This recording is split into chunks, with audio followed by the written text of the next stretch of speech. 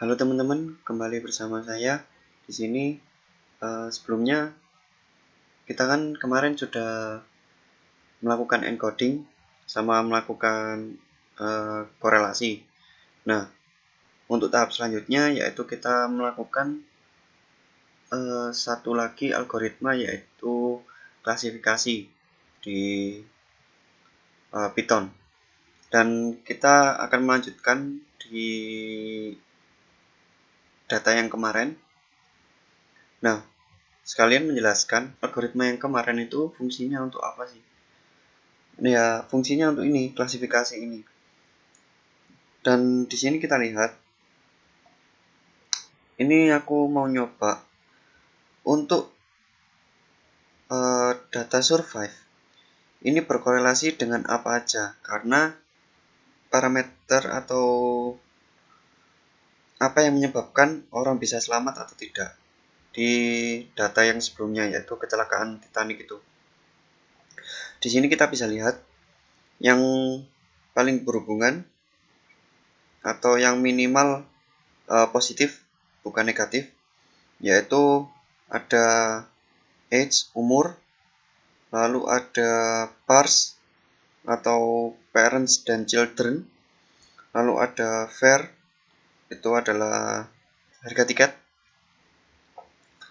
lalu ada passenger type atau tipe dari passengernya, penumpangnya, karena dia data passenger type berasal dari age dan juga title.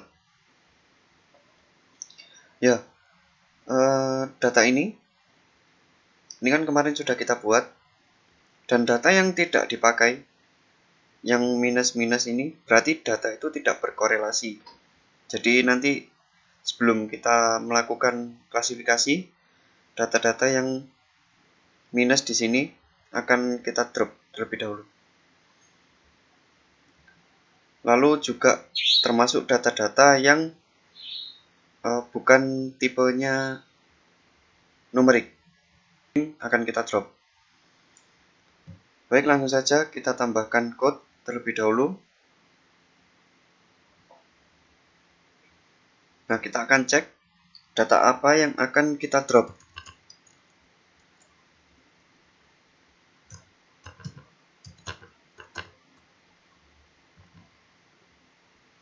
Ya, dapat kita lihat di sini. Yang kita butuhkan tadi cuman age, lalu pars, fare, dan juga passenger type. Yang lainnya akan kita drop. Dan untuk survive, ini akan kita jadikan sebagai tolak ukur atau yang diukur untuk atribut target pada klasifikasi. Baik, untuk yang pertama kita lakukan drop kepada semua tabel yang tidak kita gunakan. Kita masukkan code-nya, lalu isi parameternya. Parameternya berisi semua atribut yang tidak dipakai. Kita mulai dari atribut yang tipe datanya bukan numerik. Baik, kita jalankan code-nya. Sudah berjalan. Kita cek apakah datanya sudah berubah atau sudah terdrop.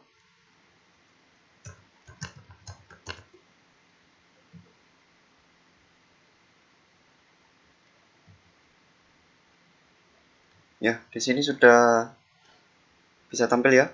Datanya yang akan kita gunakan adalah survive, age, pars, fare, dan passenger type. Setelah itu, setelah kita melakukan drop, setelah mengetahui data yang akan kita klasifikasikan, selanjutnya kita akan memasukkan algoritmanya. Algoritma yang akan saya gunakan di sini ada 3, yaitu decision tree, naive bayes, dan k-nearest neighbor atau KNN. Tentu saja, yang pertama adalah decision tree. Kita import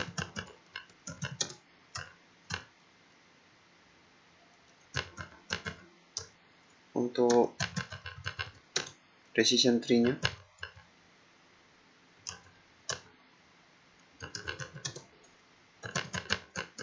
Lalu kita import lagi matrix karena kita akan mengolah data matrix.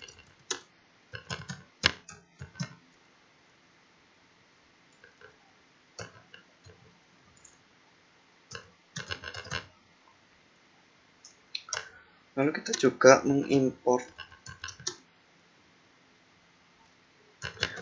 train test split. Train test split ini digunakan untuk membagi dua data yang akan kita gunakan ini menjadi data test dan data train.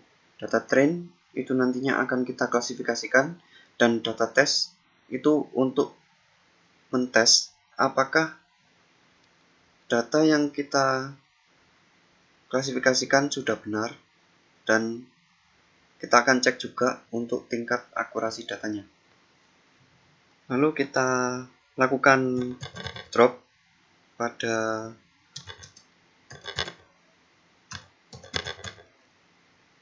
data X, yaitu survive, data survive.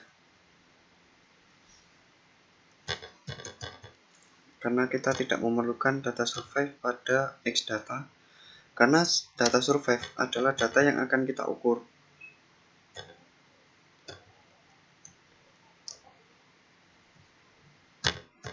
Pada Y data itu adalah data survive itu sendiri.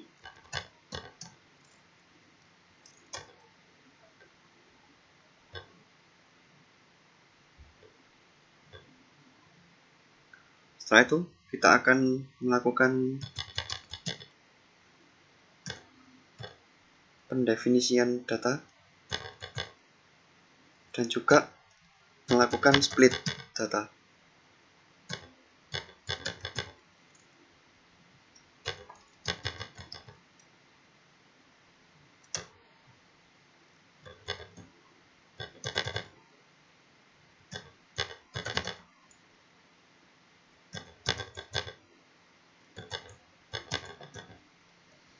Untuk test size di sini itu fungsinya adalah untuk membagi data sebesar apa. Di sini 0,3 itu adalah 30% dari data. Jadi untuk data test itu sebesar 30% dan untuk data train sebesar 70%. Lalu di sini ada random state, gunanya untuk mentes atau mengambil berapa banyak data yang akan kita tes dari data train ke data test. Di sini mengambil satu data. Lalu kita definisikan decision tree-nya agar kita mudah untuk memanggil decision tree. Setelah itu kita lakukan prediksi. Setelah kita lakukan prediksi, kita cek tingkat keakurasiannya.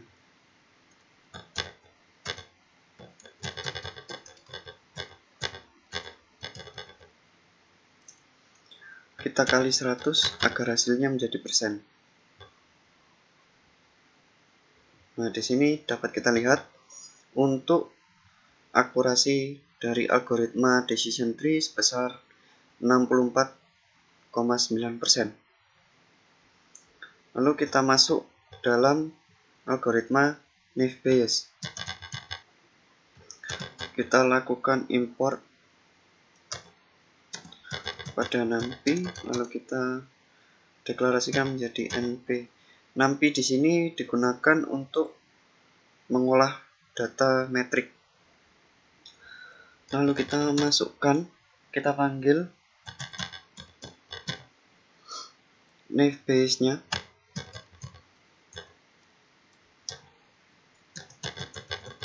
Kita import jenis Naive Bayes yang Gaussian. kita deklarasikan nav Gaussiannya sebagai GNB agar kita mudah untuk memanggilnya.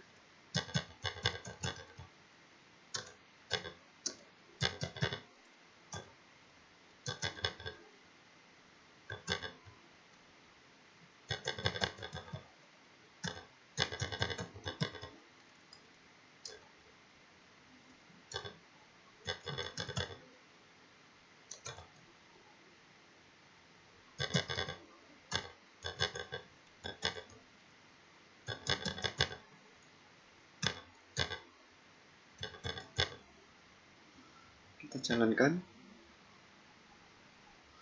Jika sudah kita jalankan,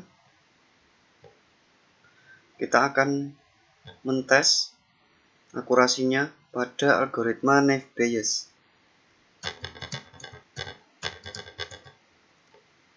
Kita lakukan sama seperti tadi. Kita kalikan 100. Kita cek. Nah, untuk akurasi Naive Bayes-nya sebesar 64,9%. Sama dengan algoritma decision tree. Lalu selanjutnya kita akan mencoba dari algoritma K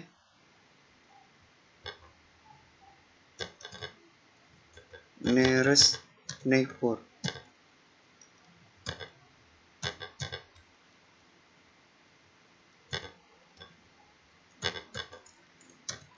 Atau disingkat KNN. Kita panggil untuk algoritma K-neighbor-nya.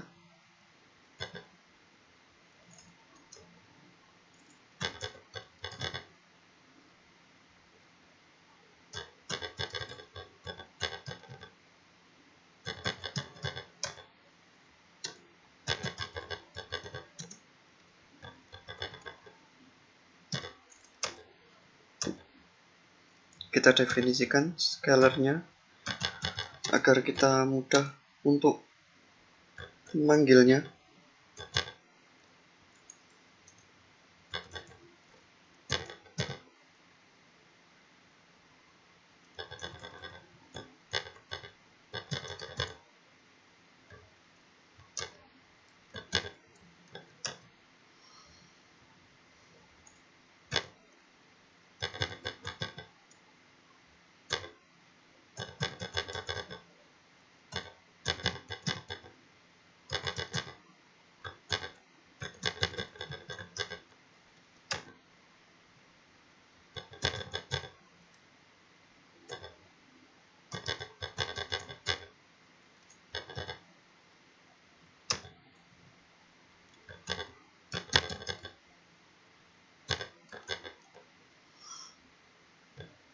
Kita jalankan. Sekarang kita panggil dari scalar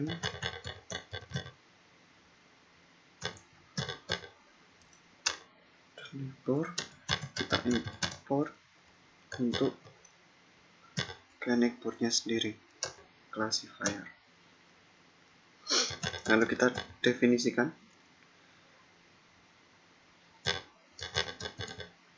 sebagai classifier untuk KN untuk KN neighbor-nya, neighbor classifier-nya, dan kita gunakan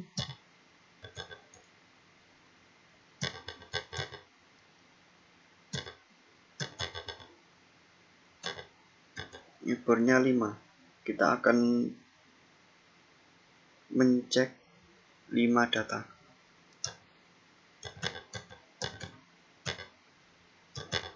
Kita panggil classifier-nya untuk melakukan fit pada X-train dan Y-train.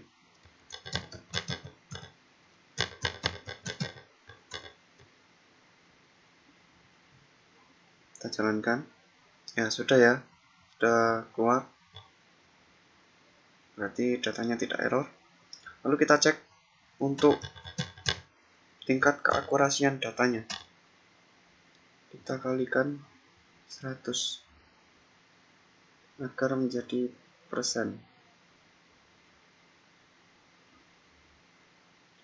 Kita jalankan. Untuk akurasi KNN-nya sebesar 64,9%. Jadi untuk tingkat akurasi dari ketiga algoritma itu hasilnya adalah sama. Decision tree, Naive Bayes, dan KNN menghasilkan tingkat keakurasian data sebesar 64,9%. Baik, cukup sekian. Terima kasih.